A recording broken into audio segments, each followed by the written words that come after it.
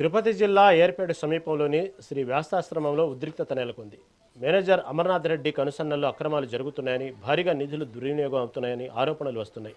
పరంపర స్వామీజీలు పూర్వ విద్యార్థులతో చర్చిస్తామంటూ మఠాధిపతి కాలయాపన చేస్తున్నారని వారు మండిపడ్డారు. గంటల తరబడి వేచి ఉన్న చర్చలకు పిలవకపోవడంతో పరంపర స్వామీజీలు పూర్వ విద్యార్థుల ఆశ్రమంలోనే నిరసనకు దిగి వెంటనే చర్చలు ప్రారంభించాలని ఆందోళన చేపట్టారు.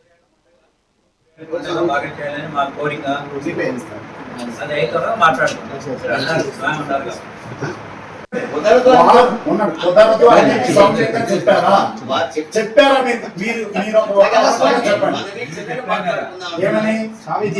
స్వామీజీ సరే చిన్నగానే మాట్లాడుతున్నాం. సమయం కావాలి, సంతోషం. టైం అంటే ఒక రోజా, ఒక వారమా, ఒక పక్షమా, నెల, లేదా ఒక ఋతువా, లేదా ఒక సంవత్సరమా, లేకపోతే ఒక మాట కూడా అనాలి కదా. మరి సిఐ గారు ఏమనుకుంటున్నారంటే కాషాయం కట్టిన మేము మాత్రమే ఆవేశపడలు అనుకుంటున్నారు వారు. కాబట్టి వాస్తవం తెలియాలి. ఇప్పుడు సమయం కావాలనేటువంటి మాట ఏసీ గారికి ప్రతినిధి పంపించాలి.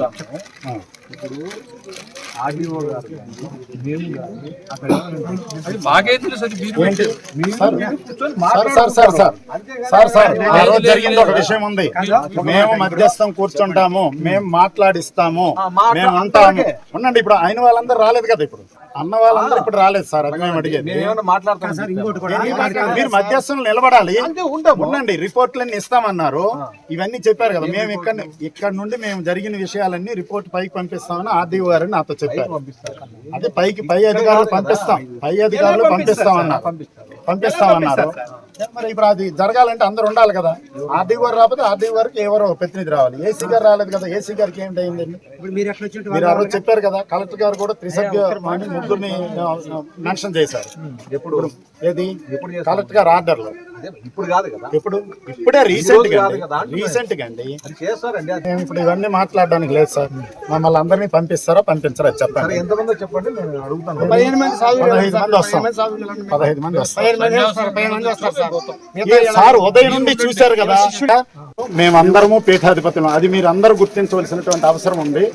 ఎండనక వాననక సీసీ కెమెరాలు పెట్టి, క్యూలు పెట్టి, కాళ్ళ చేత నడిపించి ఇవన్నీ చేస్తే ఎట్లా అవుతుంది సార్? అది 6 మంది కాదు సార్.